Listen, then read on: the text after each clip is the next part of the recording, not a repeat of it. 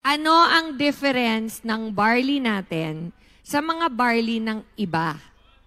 Okay? Good question? Okay. Simple lang.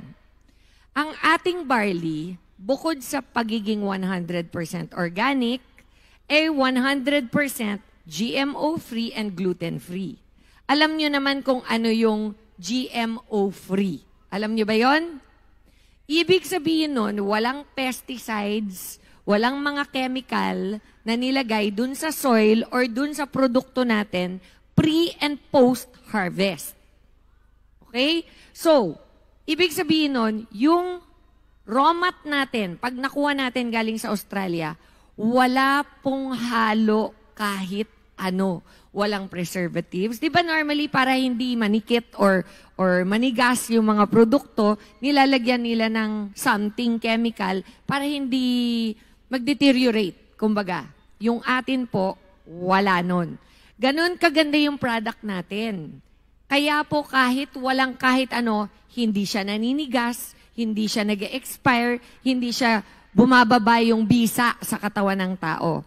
Bakit? Ano yung superiority ng barley natin na galing sa Australia? Ito po yung sikreto. Hindi lang tayo barley grass, kung hindi barley grass juice powder. So bakit? Anong kinaiba nun? Ang kinaiba nun, ibig sabihin, pinakamataas na concentration ng beneficial nutrients ang laman ng barley natin, but does not include cellulose. Bakit not include cellulose? Ang cellulose po, indigestible ng katawan ng tao. Okay? So, kung may cellulose ang product, merong part na hindi nadadigest ng tao. Ang atin po, wala nun. That is what makes our product more superior than all the other barleys. Okay? Pinatuyo po ang ating barley ng cold process. Ibig sabihin, very, very low temperature lang para mag-dry siya. Ang result nun, ang precious bioactive enzymes at yung mga nutrients natin, complete, compact, hindi nagagalaw, hindi natatanggal sa produkto. So yung literal na saying, from farm to table, ang sa atin, from farm to sachet. Okay? Minsan, I'm sure naranasan nyo na yung pagbukas ninyo ng sachet, iba yung kulay. Tama? Okay. Explain ko na once and for all. Organic po ang produkto natin. Magtaka kayo kung pare-pareho kada bukas ninyo ng sachet. Meron na ba kayong nakitang dalawang organic na mangga ng tubo ng puno na identical? Meron, wala? Ano ang unang pagkaiba? Kulay. Pangalawang pagkaiba? Korte. Okay? Pangatlong kulay? Lasa. Minsan matamis, minsan medyo maasim, dahil hindi siya pinausukan. Normal siyang hinayaan tumubo. Bunga siya nung puno. Yun ang organic. Tama? Nakakita na kayo ng mga itlog ng manok. Okay. Itlog ng manok, pagka-organic, pare-pareho ba size? Bakit? Pag nangitlog ba yung manok, pare-pareho, isa lang ang size? Minsan maliit, minsan malaki. Kasi nga natural. Okay? So ngayon, ma-explain nyo na sa mga clients ninyo, sa mga gusto mag-member. Bakit minsan, ang lakas ng panlasa ng barley natin? Minsan naman, parang walang lasa. Alam nyo na kung bakit. Explained? Yes? Yes. Nanggagaling na sa barley queen nyo to mismo, ha? Pag hindi nyo pa ma-gets yan, ewan ko na, promise. Okay? Pati yung color. Minsan, nagba-brownish. Minsan, dark green. Minsan naman, light green. Huwag kayong magtaka. Magtaka kayo kung talagang, bakit never nagbabago yung kulay? Yun ang nakaka-confuse. Oh. Ito, importante to. Clarify the difference between what is I Am Worldwide, what is Sante, and what is Salveo.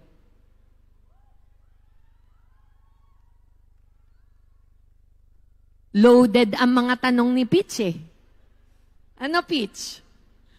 Gusto ni anak, maiintriga ako. Ako naman po ay simpleng magsasabi lang ng totoo. Okay? Ang dahilan po kung bakit ayoko na talagang mag-network marketing noon is na-burn po ako ng Sante. Nilapitan po nila ako dati, nung nag-uumpisa pa lang sila. Ako po ang nagsusupply ng barley nila. Sinubukan nila pong dumiretso behind my back sa supplier ko. Hindi sila in-entertain. Kaya ang ginawa nila, nag-New Zealand na lang sila. Kaya hindi sila makakuha ng barley sa Australia. So sa lahat po ng Sante followers na nanonood sa akin today, sa mga online ninyo, stop using my videos. Stop saying, I am part of Sante. I have never been and will never be part of Sante. I am the barley queen.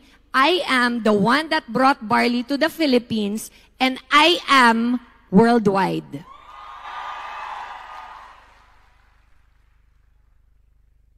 Ngayon, the other one. Let's talk about Salveo naman.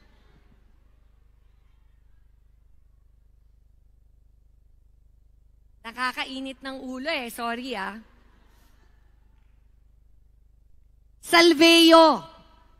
Nakatsamba po kayo na naka-video sa farm sa Australia.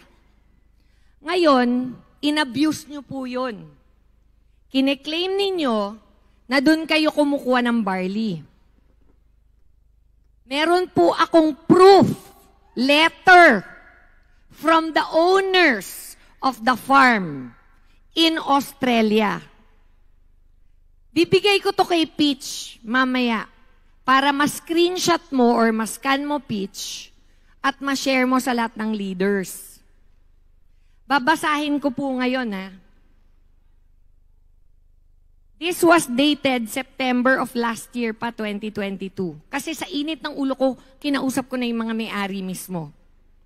This is to certify that Herb All Organic Trading Philippines, who is the sole supplier of I Am Worldwide Philippines, is the exclusive distributor of our 100% Australian-grown, processed, and certified organic barley grass in the Philippines. We do not, capital N-O-T,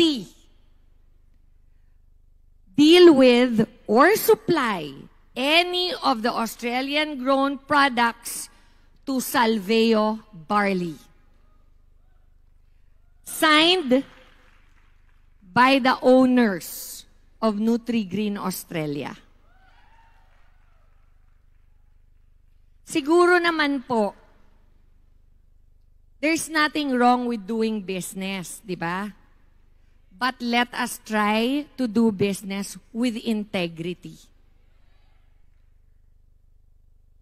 Lastly, ito importante ito. Kasi kawawa dito yung mga naghihirap na mga natin, ng mga member natin. Marami pong nagbebenta ngayon ng mga fake sa mga online platform. Nag-order na rin po ako para makita ko.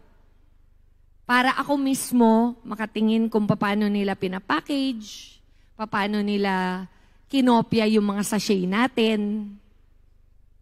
Ito po tandaan ninyo, simpleng paalala lang po. Kung ayaw nyo pong bumili ng fake, kung ayaw nyo pong madaya, baka mamaya balikan nyo pa kami, sabihin nyo bumili kayo tapos hindi naman gumagana. Simple lang po to. Bumili lang po kayo sa distributor na may ID ng I Am Worldwide. Pag wala po silang ID, huwag po kayong bibili. Baka makamura nga kayo, fake naman na mabili ninyo. Sa mga online platform po, kapag bumili po kayo ng Louis Vuitton, tunay po ba? Pag bumili kayo ng Prada, tunay po ba? Hindi nyo po kasi naintindihan. Ganon din po ang level ng barley natin. Maraming naiinggit, maraming gustong kumopya, maraming gustong kumita. Pero ang kinikita naman nila, binebenta nila puro peke. Kaya nila nabibenta ng half price. Ang nakakakuha lang po ng half price sa I Am Worldwide is ang legitimate member. So, kung ikaw naman po ay member, bakit mo naman ibebenta ang produkto na kinaka-proud natin ng half price? Meron po bang gagawa nun dito? Kikita ba kayo kung gagawin nyo yun? Hindi. So wag na natin patulan yung mga online sellers pagdating sa ating mga produkto. If you want legit, go direct to the source. Yun lang.